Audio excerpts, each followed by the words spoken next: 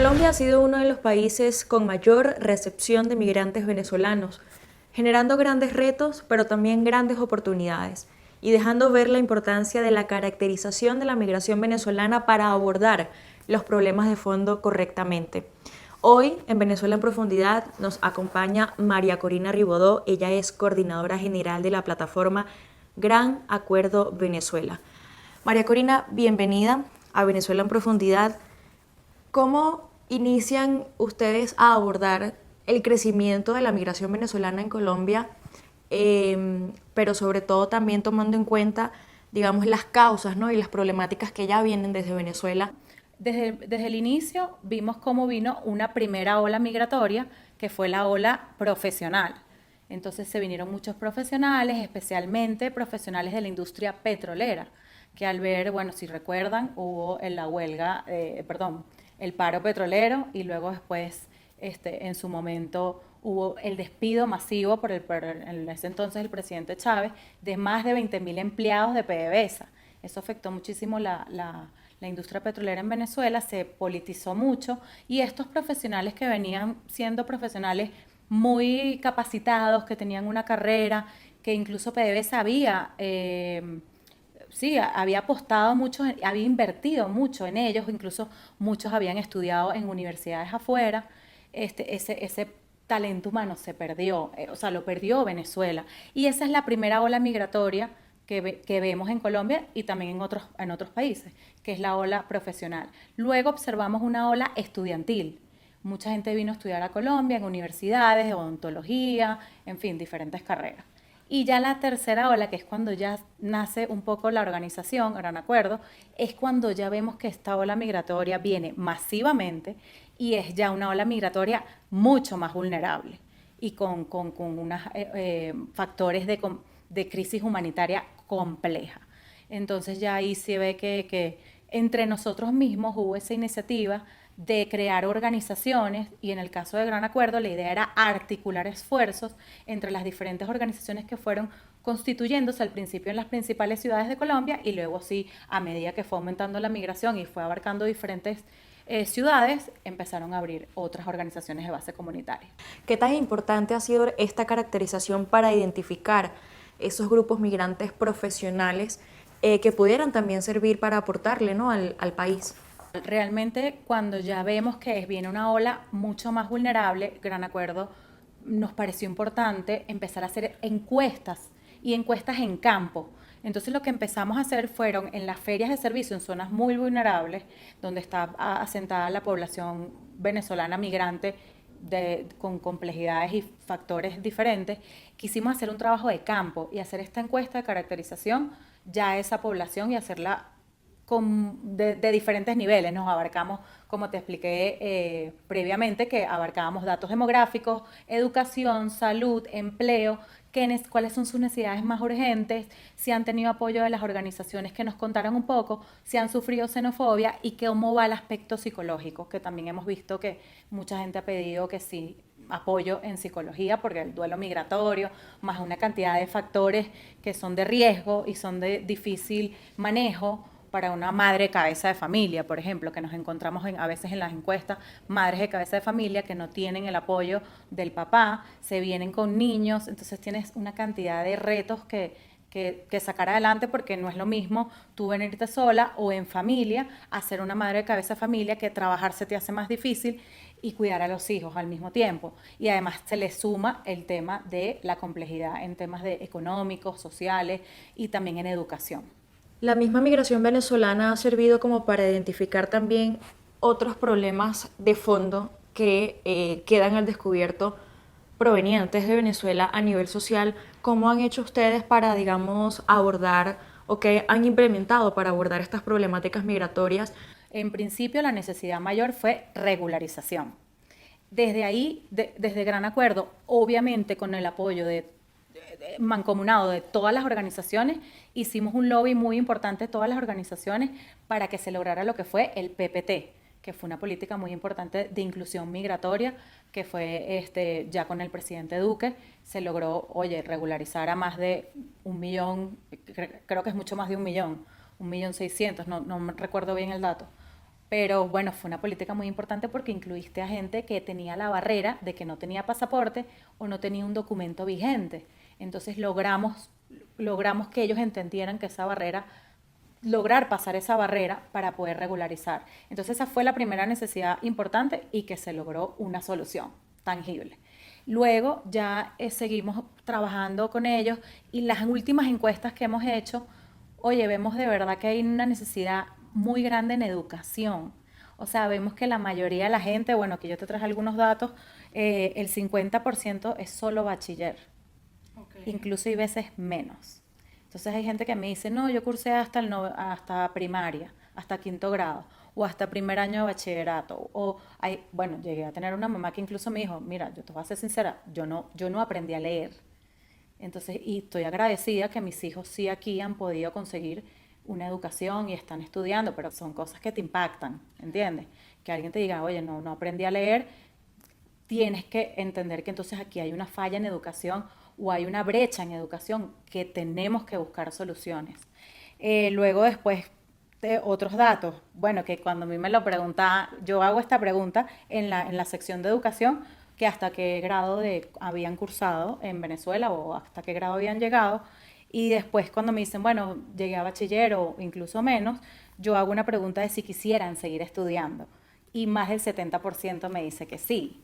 Entonces, claro, ahí es cuando se les ilumina la mirada, porque ven como que, oye, siento que incluso nadie les había hecho esa pregunta, claro, de si hubieran querido seguir estudiando. Ahí se les ilumina un poco la cara y empiezan a decirme, oye, me gustaría ser veterinario, me gustaría ser enfermera, me gustaría ser chef.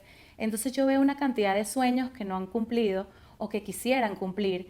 Y bueno, te puedo después seguir hablando un poco de la parte de empleo, que también la veo bastante falla. Hablemos un poco del papel de la xenofobia. ¿Este ha sido un elemento o ha constituido un común denominador en todos los procesos de solución para lo que es la problemática de la migración venezolana y todo lo que eso conlleva? ¿Esto ha impedido que, digamos, se efectúen políticas un poco más claras, más humanitarias para atender el éxodo de venezolanos?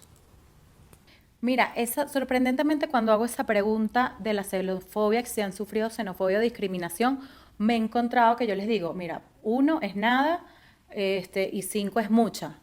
Y casi siempre me ven como, no, la verdad, mira, no. O sea, no, nada que ver. O sea, nos han tratado bien, Colombia es un país hermano. O sea, creería que ha sido más difícil en otros países. Pero en Colombia, cuando hago esa pregunta, se me quedan así como, no, mira, 1, nada. Sí. O 2, máximo me llegan a 3. Más de eso no me sube. O sea, raro que me digan muchas. Es más, creo que nadie. Eso es un buen indicativo, ¿no? Sí, es por lo menos algo positivo, claro, que me encuentro, porque obviamente cuando yo empiezo a hacer la encuesta, como es tan profunda la encuesta de caracterización, hay momentos donde me quedo como que choqueada porque hay momentos difíciles, ¿entiendes? Cuando me dicen, no, mi hija sufre de epilepsia y no he podido meterla en la EPS, o soy madre cabeza de familia y no tengo, ¿qué hago? O sea, tengo mis hijos pequeños, ¿cómo hago para sostenerme o buscar trabajo? O mira, la última vez me encontré una mamá con una hija adolescente de 15 años embarazada. Entonces sí ves realidades fuertes, la verdad, fuertes. ¿Cómo impactan todos estos casos en la búsqueda de una solución? Al identificar estas problemáticas, ¿constituye un poco más de esfuerzo por parte de las organizaciones que están llevando a cabo la caracterización o la búsqueda de soluciones para atender o ayudar a los migrantes? O sea, cuando hemos tenido focos humanitarios importantes en la pandemia. O sea, eso sí fue fuerte. O sea, hubo gente que quedó sin casa, quedaron en la calle. Entonces ahí hubo que hacer un esfuerzo importante por ver qué soluciones se les daba. A unas personas tuvieron que regresar a Venezuela, se les dio ese apoyo. Mientras tanto estaban en el terminal, o sea, fue complicado. El tema de la pandemia, hubo que entregar muchos mercados. Entonces ha migrado la necesidad. Antes era muy humanitaria, luego empezó a ser más enfoque en el empleo. Y lo que fue el año pasado, Gran Acuerdo estuvo muy enfocada en el proceso electoral. Porque ¿qué pasa? Que desde Gran Acuerdo creemos que necesitamos dar soluciones humanitarias, a la crisis humanitaria, pero también atacar la raíz del problema, que es que en Venezuela, nuestro país de origen, no hay oportunidades, no hay derechos. hay una falla grave en la democracia y eso también afecta a que no haya oportunidades para la gente. Hay personas que están literal, que no tienen con qué comer y evidentemente en ese momento toman la decisión de irse. Entonces también desde Gran Acuerdo ha sido una organización diferente que no solo se ha enfocado en la parte humanitaria, sino que también ha tratado de reconstruir la democracia, luchar por la democracia en Venezuela y por eso también estuvimos en el proceso observando las elecciones del año pasado. ¿Cómo hicieron ustedes o cómo han hecho para abordar toda esa situación y hacer que no se pierda del todo la integración o la participación de los venezolanos en los procesos internos del país? Estuvimos haciendo un proceso de observación de los registros en los consulados y yo específicamente estuve en el consulado de Bogotá y definitivamente se inventaron todas las excusas para rechazar a la mayoría. Ellos lo saben, yo no estoy diciendo ninguna mentira. O sea, no dejaron... Mira, yo llegué a ver personas de 18 años que querían votar por primera vez y los rechazaron. El consulado de Venezuela en Bogotá, ellos saben que eso fue así. Y de hecho se inventaban algunas reglas que no estaban en la ley orgánica de procesos electorales. Y yo les llegué a decir, mira, pero eso que tú me estás diciendo de que tienes que ser residente más de 3 años y no menos de 1, se inventaron unas reglas y claro, que, o sea, ve a la luna, vuelve y regresa, y unas cosas que el PPT no, cuando eso sí es un documento que denota residencia legal en Colombia.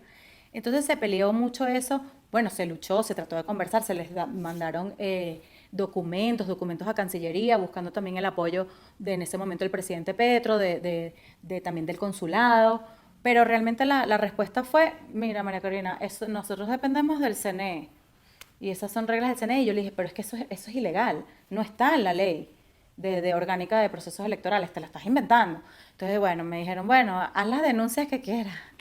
O sea, haz las denuncias que tengas que hacer. Y yo, listo, perfecto, vamos.